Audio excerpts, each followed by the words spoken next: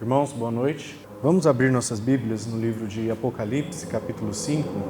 Vamos fazer uma oração e assim nós já daremos início à leitura. Pai, na quietude, ó Pai, deste lugar, nós viemos à Tua presença te agradecer, Senhor, por este momento. Nós te rogamos, ó Pai, que os louvores entoados a Ti neste momento, nesta noite, possa ser, ó Pai, recebido por Ti como um cheiro suave e agradável, Senhor. Neste momento, ó Pai, também te rogamos que o Senhor, ó Pai, nos use no anúncio da Tua palavra, que a Tua vontade, Senhor, os Teus propósitos sejam estabelecidos neste momento, que o Senhor faça, ó Pai, a obra, tanto no falar, quanto no preparar os corações e as mentes, Senhor. Porque sabemos que somos fracos e que a Tua palavra, Senhor, é perfeita. Pai, nós também te rogamos por todos que estarão acompanhando, que almas, Senhor, possam ser alcançadas, almas possam ser restauradas. O Senhor sabe do coração de cada um que terá esta oportunidade nesta noite de ouvir, Senhor. Nós te agradecemos, ó Pai, por tudo. E em nome do Seu Filho amado que nós oramos. Amém. Apocalipse, capítulo 5. Ao lermos este capítulo, nós veremos um homem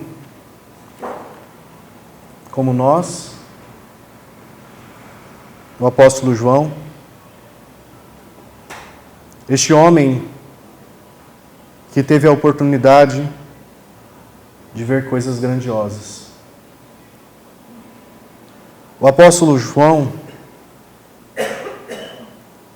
neste momento, ele ergueu seus olhos aos céus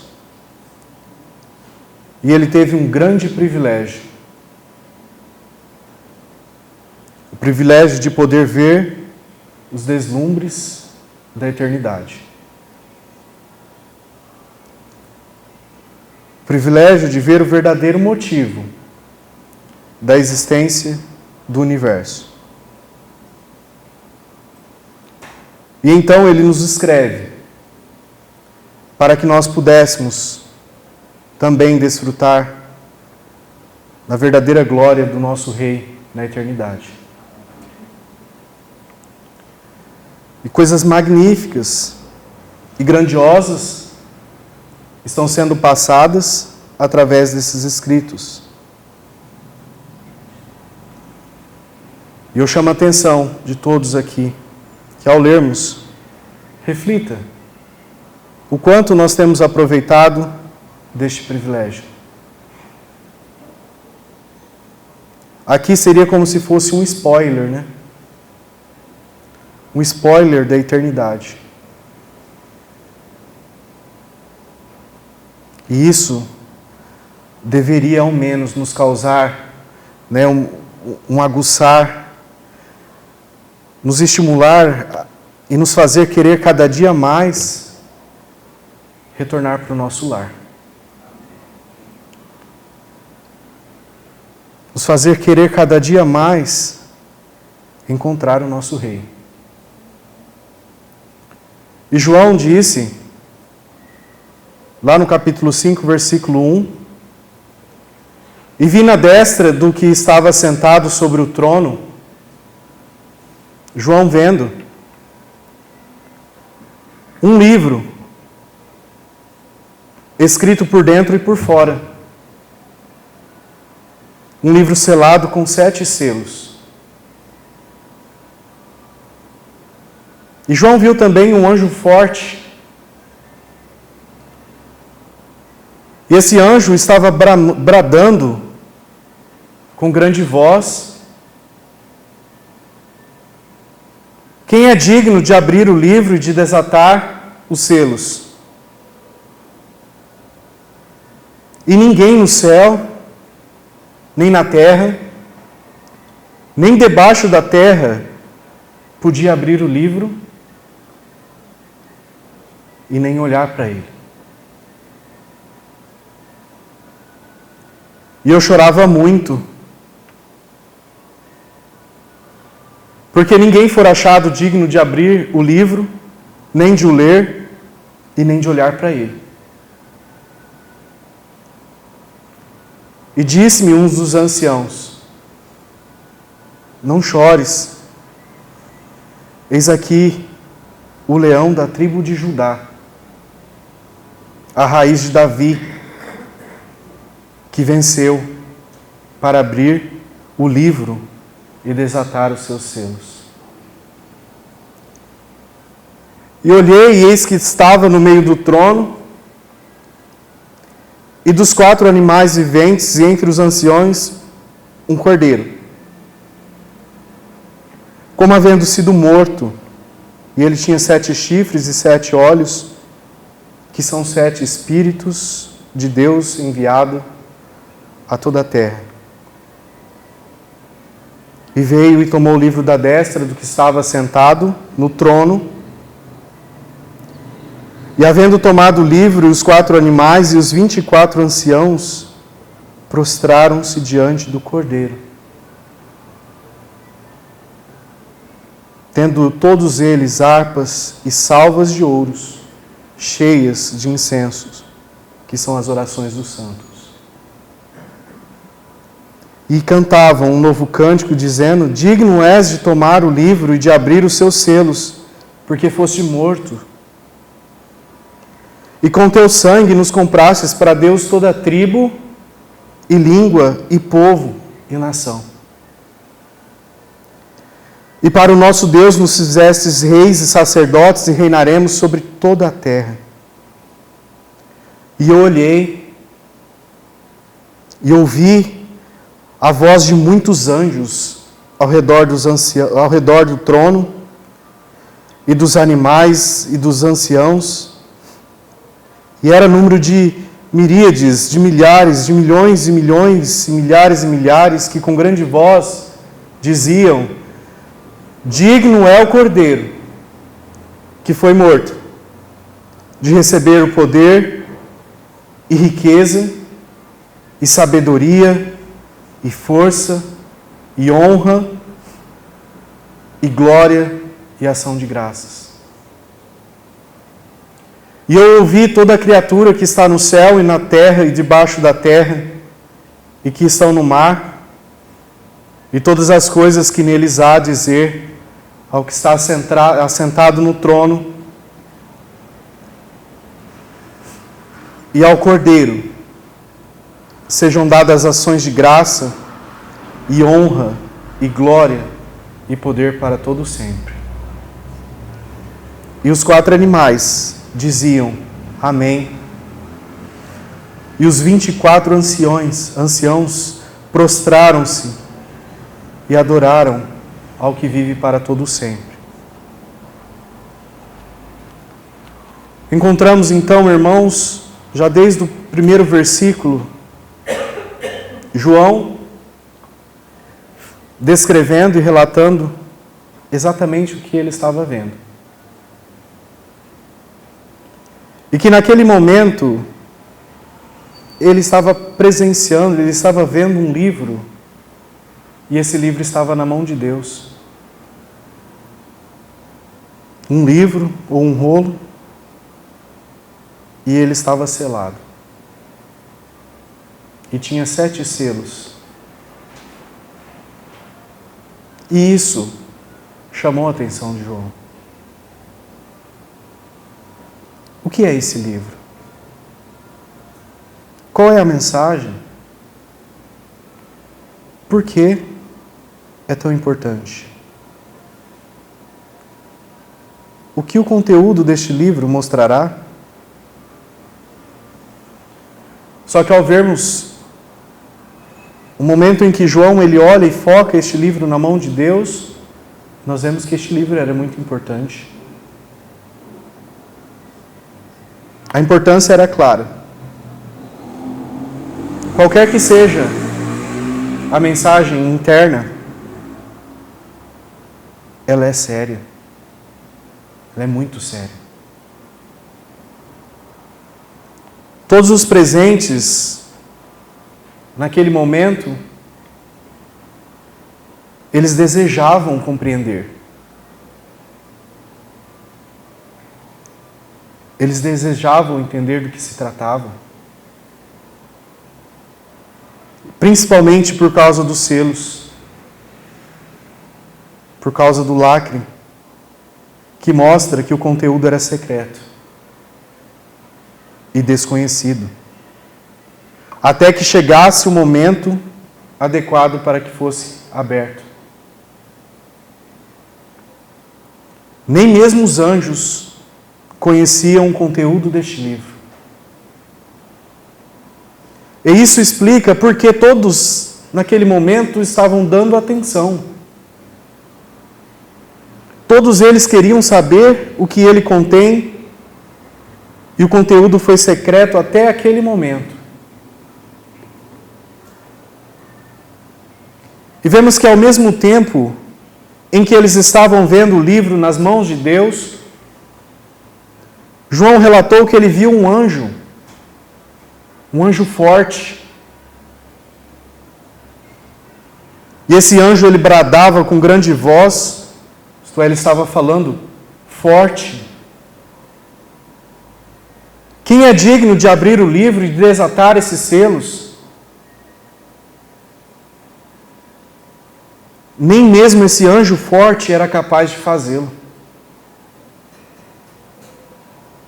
E então encontramos João descrevendo no versículo 3 e 4: E ninguém no céu, ou na terra, ou debaixo da terra foi capaz de abrir o livro ou olhar para ele. E eu chorava muito, porque ninguém for achado digno de abrir o livro, nem de o ler, nem de olhar para ele. Quando João diz ninguém, ele indica que ninguém respondeu à pergunta angelical. Ninguém respondeu à pergunta angelical, à pergunta do anjo. Quem é digno?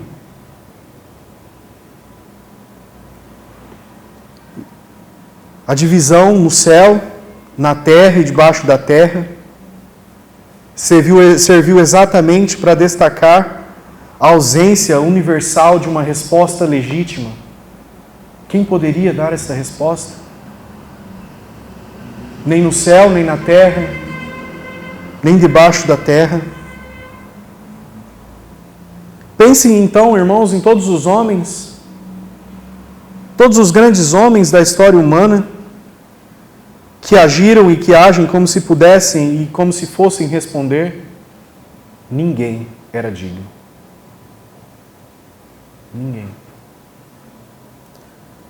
Ninguém é capaz e digno de abrir o livro e ninguém responde a essa pergunta.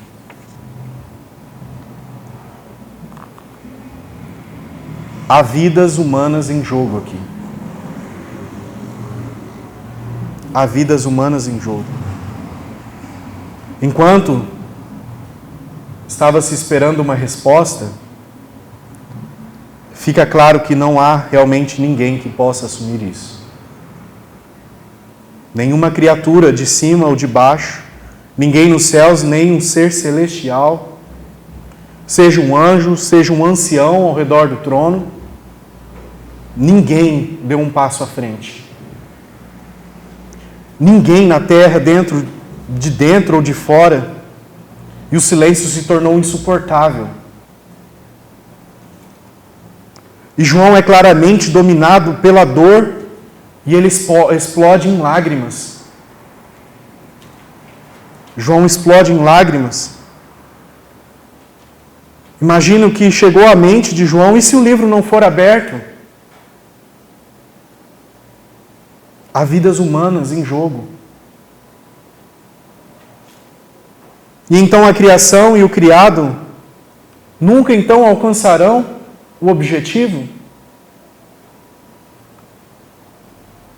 João vê a perspectiva do que aconteceria se este livro não fosse aberto.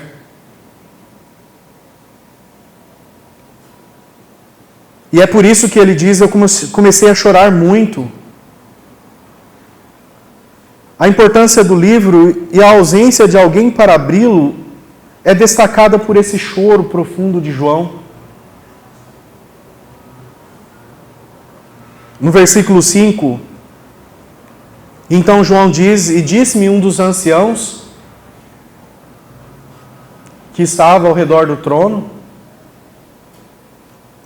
não chores, João, não chores, eis aqui o leão da tribo de Judá, a raiz de Davi, que venceu para abrir o livro e desatar os seus 7 selos. Encontramos então um ancião, agindo individualmente e falando para João, para que ele parasse de chorar, porque o leão da tribo de Judá venceu. E Judá é referido como um leão, por exemplo, lá em Gênesis capítulo 49, versículo 9, nós não vamos lá, mas ali nós vemos Jacó oferecendo uma grande previsão profética sobre o futuro de Judá, que inclui a promessa de um futuro governante, que Jesus é esse governante.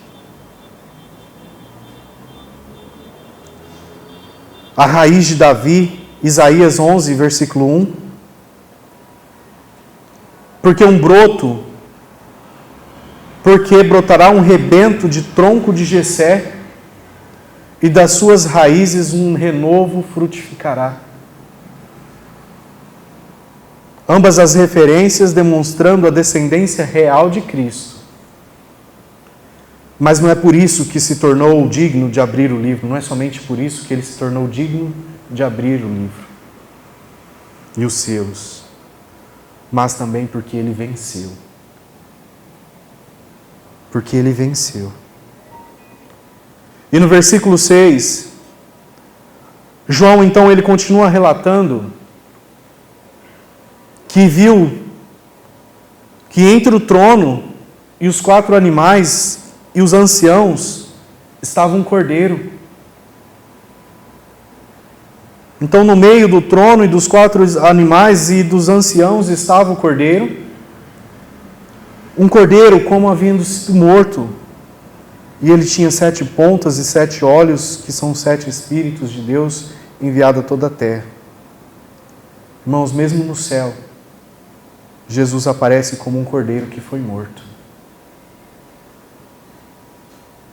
Lembrando para sempre a todos do seu sacrifício amoroso por sua criação. Não foi apenas algo que ele fez no passado. Em vez disso, sempre será parte integrante da sua identidade, bem como a razão da sua exaltação, o cordeiro que foi morto e venceu. Como se morto, João dizendo, esta frase qualifica o título messiânico. Não há dúvidas de que o cordeiro foi de fato morto. Ele foi morto, mas agora, irmãos, ele está vivo. O fato de Jesus aparecer com 7 chifres aqui nos mostra que o cordeiro, o sacrifício manso, ele tem poder. O cordeiro, o sacrifício manso, ele tem poder e ele tem autoridade sobre todos. 7 olhos, que são os 7 espíritos, indicam a onisciência do cordeiro. O cordeiro morto, mas vivo. É tanto o poder absoluto quanto o soberano da terra.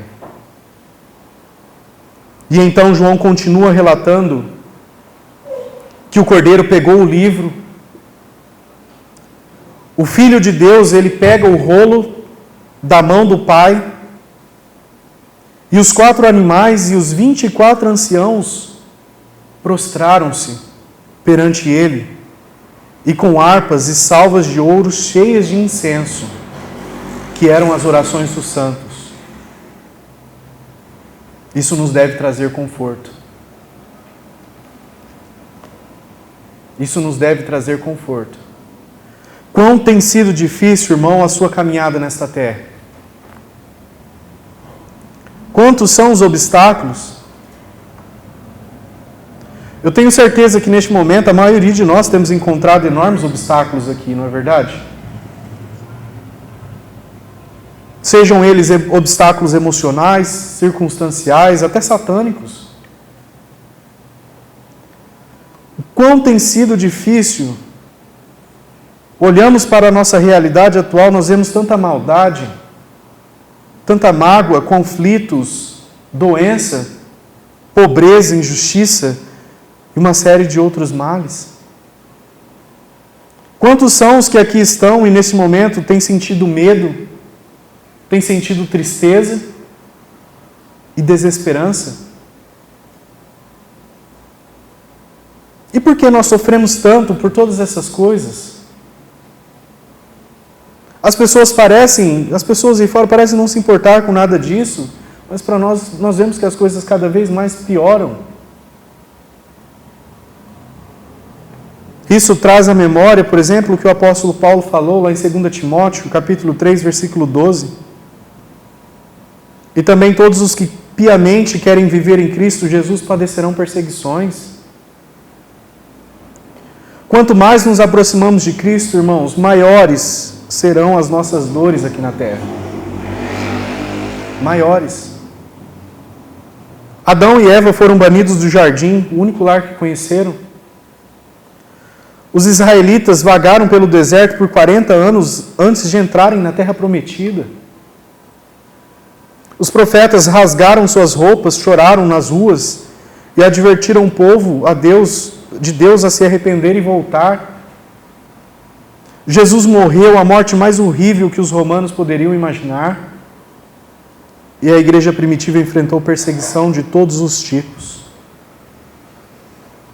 Não vejo muitas vidas fáceis na Bíblia.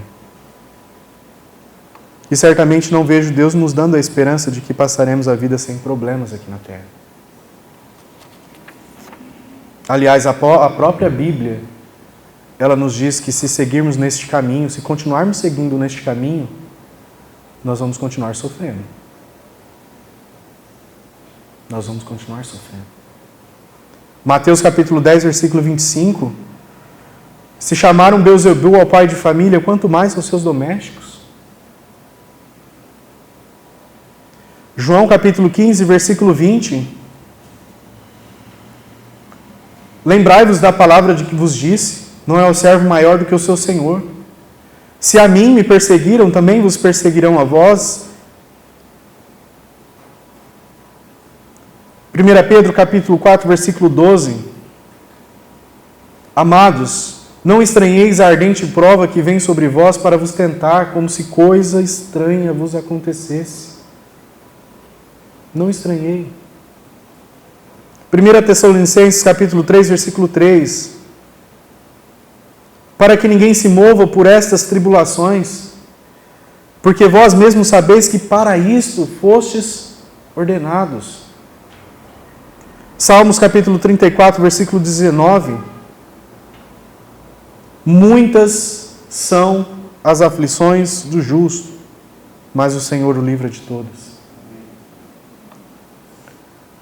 Um pregador chamado David Martin Lloyd-Jones, em seu livro, eu achei interessante trazer para os irmãos, ele escreve sobre a depressão espiritual. Ele disse o seguinte: existem níveis de fé. Há diferenças na qualidade da fé. Há diferenças. A fé é multiforme. No princípio, em geral, nós temos muita mistura no que nós chamamos de fé. Há muita mistura no que nós chamamos de fé. Há muito da carne na fé, ainda que nós não tenhamos consciência disso. E à medida que nós aprendemos estas coisas e progredimos neste processo, Deus nos faz passar por períodos de testes. Deus nos faz passar por períodos de testes. E Ele nos testa através das provações, como se fosse pelo fogo, para que as coisas que não pertencem à essência da fé sejam eliminadas. Podemos achar que a nossa fé é perfeita, mas de repente surge uma provação e nós falhamos. Por quê? E é bem isso. Isso é uma indicação de que o elemento de confiança em nossa fé precisa ser desenvolvido. E Deus desenvolve a confiança em nossa fé mediante as nossas provações. Quanto mais nós enfrentamos essas coisas, mais aprendemos a confiar em Deus. Nós confiamos nele naturalmente quando tudo vai bem, não é verdade? Mas chega o dia quando as nuvens escurecem nos céus. Nós começamos a questionar se Deus ainda nos ama e se a vida cristã é realmente o que imaginávamos. Quando o céu escurece, nós começamos a imaginar: será que Deus ainda nos ama? É isso a vida cristã? A nossa fé ainda não tinha sido desenvolvido o elemento da confiança, e por isso Deus trata conosco nesta vida de forma a nos levar a confiar nele nas trevas. Quando não podemos ver luz alguma, e para nos levar ao ponto em que nós possamos dizer com confiança, quando tudo parece estar contra nós, para nos levar ao desespero, sabemos que há uma porta aberta e um ouvido que escuta as nossas orações. Por que o irmão Renan fez essa breve ponderação? Lá no versículo 8, João, no momento em que ele estava avistando a glória dele, versículo 8, capítulo 5 de Apocalipse, João ele nos relatou que naquela visão ele estava vendo salvas de ouro cheias de incenso, que são as orações dos santos. João nos deixa claro isso, irmãos. Lá estavam as nossas orações, sendo carregadas em bandejas de ouro. Orações que parecem ser tão impotentes, não é? Lá estavam, nas mãos dos anjos, mostrando de forma clara aos que oram que seu louvor e suas súplicas causam efeito na eternidade. Como anda a nossa vida de oração? Os irmãos lembram de um folheto, eu não sei se já distribuímos aqui. Este folheto é intitulado como Nota de Falecimento, a morte da Senhora, reunião de oração. Eu vou ler novamente para os irmãos para nós relembrarmos. Nesse folheto contém o seguinte: faleceu na congregação dos negligentes e frios da fé a Senhora Reunião de Oração, que já estava enferma desde os primeiros séculos da era cristã. Ela foi proprietária de grandes avivamentos bíblicos e de grande poder e influência no passado. Os médicos constataram que sua doença foi motivada pela frieza de coração, devido à falta de circulação de sangue e da fé. Constataram ainda dureza de joelho, não dobravam mais, fraqueza de ânimo e muita falta de boa vontade. Foi medicada, mas erroneamente, pois lhe deram grande dose de administração de empresa, mudando-lhe o regime. O xarope de reuniões sociais sufocou-a. Deram-lhe então injeção de competições esportivas, o que provocou má circulação nas amizades, trazendo ainda os males da carne, rivalidade e ciúmes, principalmente entre os jovens. Administraram-lhes então muitos acampamentos e comprimidos de clube de campo, até cápsulas de gincana lhe deram para tomar. Resultado, morreu. Senhora, reunião de oração. A autópsia revelou falta de alimentação como o pão da vida, carência de água viva e ausência de vida espiritual. Em sua memória, a congregação dos negligentes, situada na Rua do Mundanismo, número 666, estará fechada nos cultos das quartas e quintas-feiras. Aos domingos, haverá culto ou escola dominical só pela manhã. Assim, mesmo quando não houver dias feriados, emendando o lazer da sexta à segunda, e vigília nem pensar. Agora uma pergunta. Será que nós não ajudamos a matar a senhora reunião das orações? Irmãos, é fato que o príncipe deste mundo, ele procura nos deprimir, fazendo com que nós nos concentremos nossa atenção em outras coisas. De modo que nós fiquemos, então, abatidos, tristes com coisas ruins, e com isso ele tenta nos impedir de ver o tesouro do Evangelho. Ele tenta nos impedir de enxergar aquilo que João nos deixou de forma clara. Muitas vezes até conseguimos ver os fatos e as provas, mas o inimigo, ele não permite que nós enxerguemos de uma forma clara a preciosidade do verdadeiro amor de Cristo, o Cordeiro por nós. Mas nós não devemos esquecer que o próprio Cordeiro Jesus, ele usou a arma da oração para lutar por nós contra o diabo. Ele disse a Pedro, lá em Lucas 22, 31 e 32. Lucas capítulo 22, 31 e 32. E disse também o Senhor: Simão, Simão, eis que Satanás vos pediu para vos ir andar como trigo, mas eu roguei por ti, para que a tua fé não desfaleça, e tu, quando te converteres, confirma teus irmãos.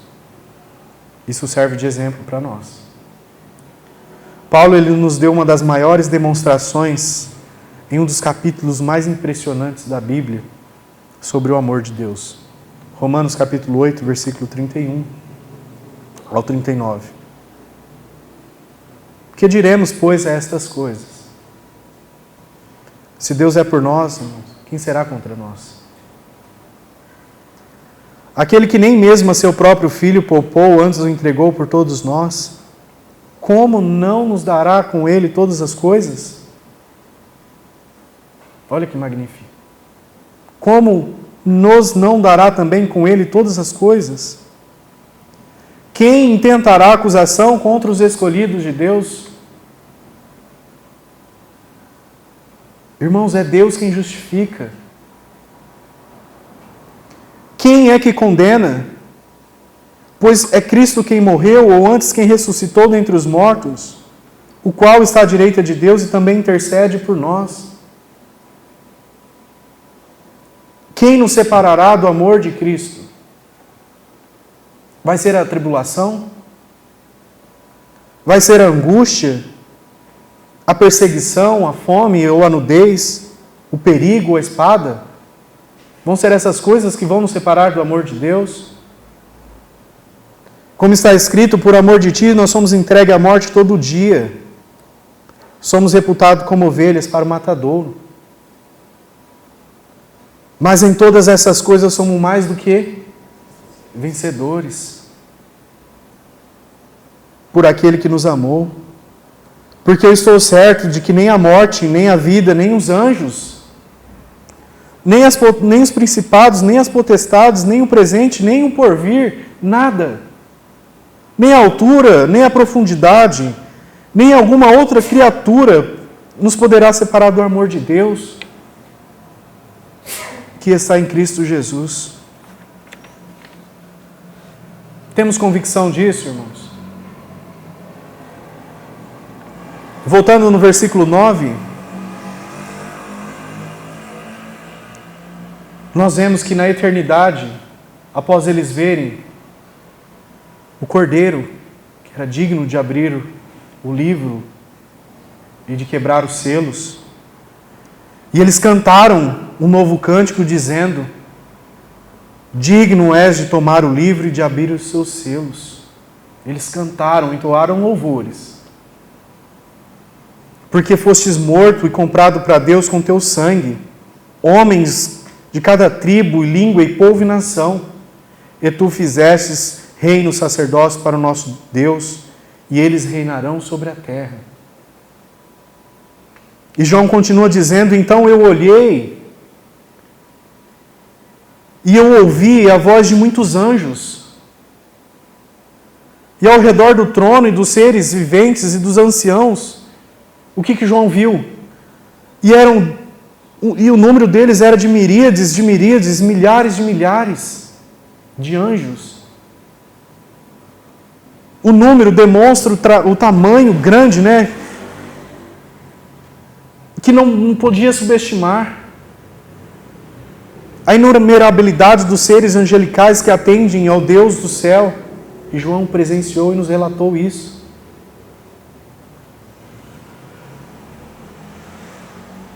Dizendo em alta voz: digno é o Cordeiro que foi morto, de receber poder, riquezas, sabedoria, poder, honra, glória e bênção.